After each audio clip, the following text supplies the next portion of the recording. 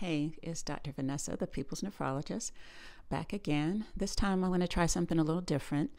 I thought I'd pull up some of the various comments that have been posted on my channel and provide more answers here, so in hopes that it'll reach more people and not have you scrolling through all the comments to get the same information. Okay. So I tend to be a stickler / asshole around typos and grammatical errors in people's writing, but I'm gonna keep that in today and just read comments as I believe the person posting intended the post to be read. Okay. So first up, we have from Michael 8384, Michael Lee 8384. Okay, I'm not sure. Anyway, this person wrote, if you go to dialysis, you only last for 2 weeks. Don't go. It's a death trap. My doctor told me he's going to send me there. I told him, no, you're not God. I take care of my own disease. God will help me. All right. There's a couple things here that I wanted to get into. I understand where this comes from in terms of someone's fear about what dialysis is and what it might be.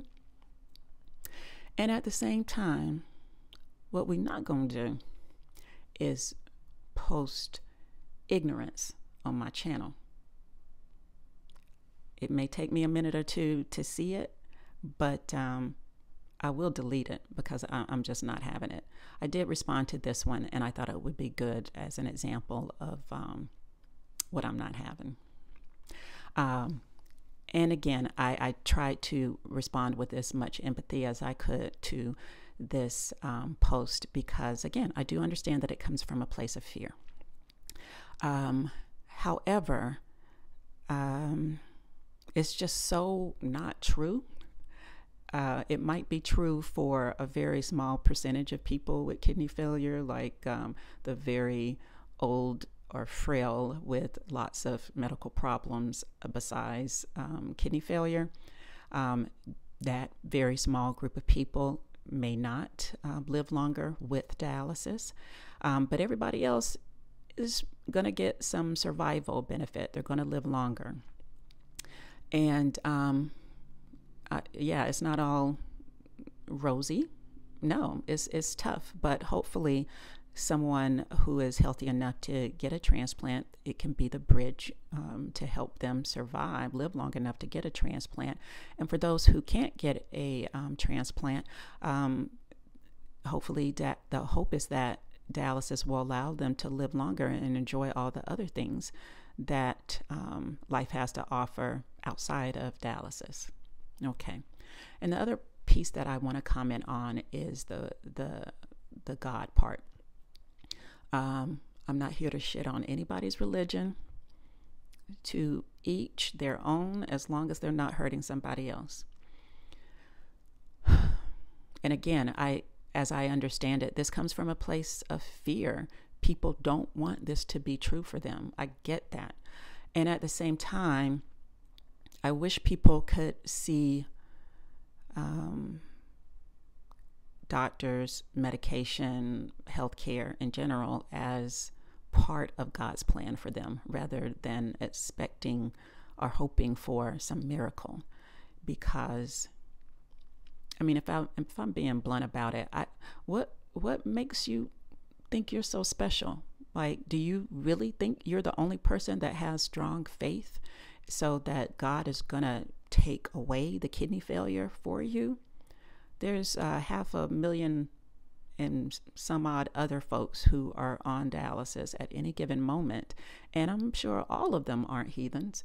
And I'm sure many of them have faith as strong as, and maybe even stronger than the person who says this. So I think it would be so much better for the individual person if they could use their faith as a place of strength to help support them through really difficult times, rather than using it as an excuse to run away from the reality. That's all I have to say about that one. Next up, I'm reading a post from Mark Walker, Rocker for Jesus. All right. So this person posts, I recently read an article about ketosis possibly helping to restore kidney function. It was from NIH or PubMed. I'm trying intermittent fasting or actual water-only fasting. Viva Cristo Rey. God does the healing. All right. So I did do some looking into this, and mostly what I found is ketosis is that harmful for the kidneys. And of course, it's not something that can restore the kidneys. Starving yourself is not going to make your kidneys come back. It just isn't. You'll probably lose some weight. And just backing up for a sec, what ketosis is a metabolic state. It's a state when there's not enough glucose available to give your body the energy to do all the basic things it needs to do to be alive. And so it uses fat as the source to create that energy. So what I believe, people think that the creatinine gets better, and so that means their kidneys are better. But again, creatinine is a product of muscle breakdown. So if you're starving yourself and you're losing weight, including muscle mass, your kidney function isn't really getting better. It's just that you've lost muscle mass. So if you want to double check it to see for sure, cystatin C is not dependent upon muscle mass, and is an alternative way to get a more accurate estimation of what your kidney function is. Now, one of my other videos about what do I eat, there is new information to show that it's animal protein that can cause a lot of problems for people's kidneys. So if you want to go vegan, that would be a way to improve your kidney function, because it's about the type of protein that you're taking in. And again, it's important to get enough protein so you don't lose muscle mass, but there's lots of vegetarian sources of protein. So, okay, next up we have a trio. Two of them are from Tisha954. The first is, I didn't feel optimistic by this vlog. Why are you doing this? And then later she posts, assuming this is just your opinion, right? You don't have all the facts. The medical community might be keeping something away from patients. They're not all here to save lives. Sometimes it's about profit. And then Scott Free 226 weighs in to say, it's not in or the medical community's best interest to explore other ways to treat CKD. Cuts into profits. Dialysis centers rake in the money off of us, CKD patients. Remember, a patient cured is a customer lost. I understand the cynicism. I have a lot of cynicism about a lot of things, including within nephrology, and there is some truth to Scott's statement. Dialysis is big business, and unfortunately, to the detriment of all of us, I think, capitalism is a part of our healthcare system as well. However, that still doesn't mean that all of us are bad. That doesn't mean that we're all keeping information from people just because it lines our pockets to keep people sick. And I know I'm not one of those, okay? So, but getting back to Tisha954's comment,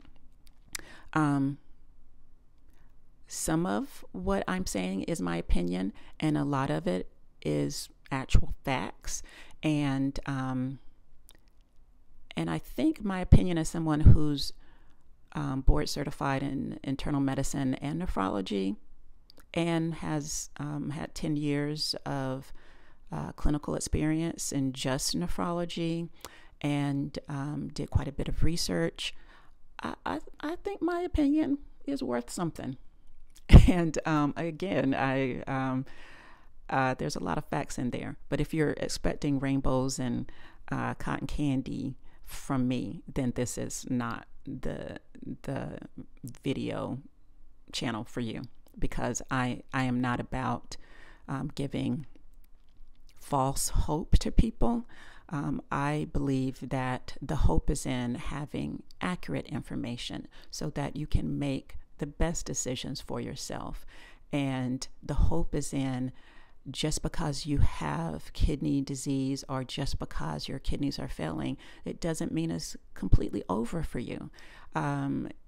Before dialysis became something available for people with end-stage kidney disease, that it was from a chronic problem back in the early 60s, everybody just died. So to me, the hopefulness is in, we have much more medication and treatments to help prolong how long someone's kidneys continue to function, basically putting off dialysis as long as possible, and that we do have dialysis and transplant. So I don't really pull punches. I'm here to give the best information that I know, and I'm not here to lie to you. And believe me, I make zero money off of this. This is my intention here, is to give people information on a platform where they might be able to receive it and get the help, the care that they need. Because otherwise, all of our health education, our patient education, tends to be in the clinic. But if people are so afraid that they're avoiding the clinic entirely, then they're not getting any information. So this is why I'm doing this, because I want people to be as healthy and as happy as they possibly can be for as long as they can be. Okay, so next up we have LB May 4095. Sorry if I messed up how that is really supposed to be pronounced. Anyway, this person posted, my father is 81 and at 12% kidney function. He will start dialysis mid-April. Why isn't the doctor being more urgent about starting dialysis sooner? He has no symptoms, but will he be able to last until mid-April? And I don't have the date here, but I want to say that this was posted mid-March. So what I will say on this one, the 12% kidney function, what this person is referring to is a GFR. I hate that we call it percent, because a completely normal GFR can be higher than 100, but that's just my nerd getting nitpicky about it. But as I've said in other videos, most people don't really need dialysis until that number drifts down to somewhere between 5 and 8, depending on the size of a person. The national average is 10, and honestly, I believe in part is because dialysis is a moneymaker. I mean, let's be honest. And the non-cynical side of me is because sometimes the symptoms of kidney failure can be kind of vague, particularly in older people. And some doctors think, well, maybe if we start a little earlier, this will help these symptoms. There's been several studies that show that starting dialysis very early does not help a person live longer or for dialysis to go better. It just doesn't. So really the actual number is pretty irrelevant. It's more about how a person is feeling. As your father is 81, honestly, I've seen a lot of people who live a long time with a little bit of kidney function, and the heart will take them out first, right? So they pass with some working kidney function. Not that I'm wishing, you know, any kind of death on your father, of course not. But what I'm trying to say, there's no getting out of this alive. We all gotta die of something. And for most of us, it is our hearts. It's not the kidneys. So I understand the fear and the, you know, it's a very serious illness, but it's okay. It's okay. My advice would be to stay in close contact with the doctor and getting the labs done, because those are the things that are going to be much more important than the actual GFR. Okay. I don't like giving too much specific advice here because, you know, I have the little disclaimer at the end, but again, y'all don't come from me because you don't like something that I said, or you feel like I didn't give the right advice for your particular situation. I don't know all the information, so I'm just trying to be as helpful as I can to as many people as I can. All right, that's all I got for now. And again, let me know if you like this. Please subscribe and share with someone who might benefit from this information. And feel free to comment, and maybe I'll do this again in a few videos. All right, y'all take good care.